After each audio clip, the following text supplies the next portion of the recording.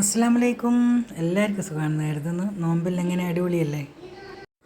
ഈ വീഡിയോ ഞാൻ നമ്മളെ പഠിക്കുന്ന മക്കൾക്ക്, എക്സാം എഴുതുന്ന മക്കൾക്ക് വേണ്ടി ഉണ്ടാക്കുന്നതാണ്. ഒരു ഫലൂദയാണ്, ഒരു വെറൈറ്റി ഫലൂദയാണ്. എങ്ങനെ ഉണ്ടാക്കിയെടുക്കുന്നതെന്ന് നോക്കാം. എല്ലാവരും ഉണ്ടാക്കി നോക്കുക.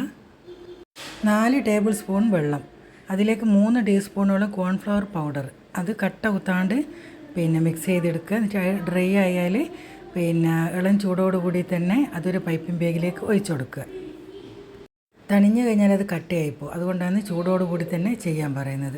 പൈപ്പിംഗ് ബാഗിലാക്കിയതിന് ശേഷം നമ്മൾ ഒരു പാത്രം എടുത്തിട്ടുണ്ട്. അതിൽ കുറച്ച് ഐസ് വെള്ളം, ഐസിൻ്റെ കട്ട ഇട്ട് കൊടുക്കുക. എന്നിട്ട് ഇതുപോലെ ചെയ്തെടുക്കുക. ഇനി ചെയ്യുന്നത് കുറച്ച് പിസ്തയും അണ്ടിപ്പരിപ്പും കൂടി കുറച്ച് പാലൊഴിച്ചിട്ട് മിക്സിയിൽ അരച്ചെടുക്കുക.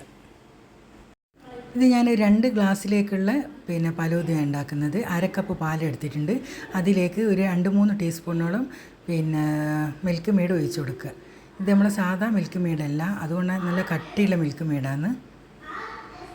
അത് ഇളക്കി യോജിപ്പിക്കുക. അതിനുശേഷം നമ്മൾ അരച്ച് വെച്ച നട്ട്സ് ഉണ്ടല്ലോ, അതുകൂടി ചേർത്ത് കൊടുത്തിട്ട് ഇതിനൊന്ന് കുറുക്കിയെടുക്കുക. ഒരുപാട് കുറുകണ്ട.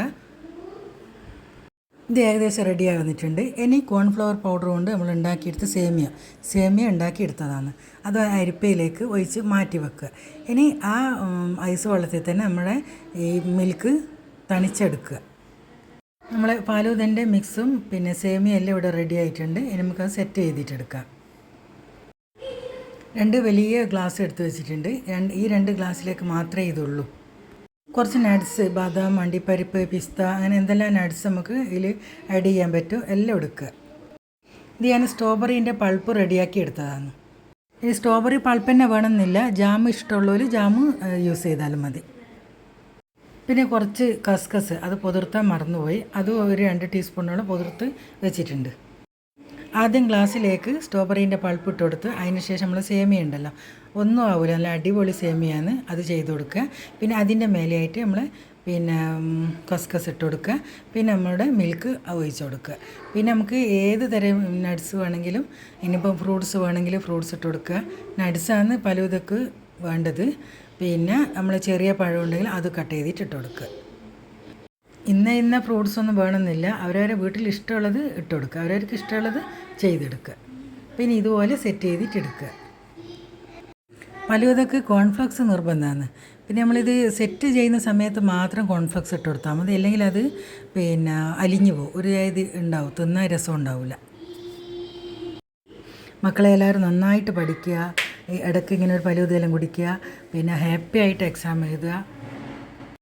ആർക്കും ടെൻഷൻ വേണ്ട, എല്ലാവിധ ഭാവുകങ്ങളും നേരുന്നു. ഇടയ്ക്ക് കിച്ചണിലെല്ലാം ഇറങ്ങിയിട്ട് ഇതുപോലെയെല്ലാം ചെയ്ത് നോക്കുക. വെറും പഠിപ്പും ചൊല്ലി ഇരുന്നാൽ നമുക്കൊന്നും തലയിൽ കിടക്കില്ല.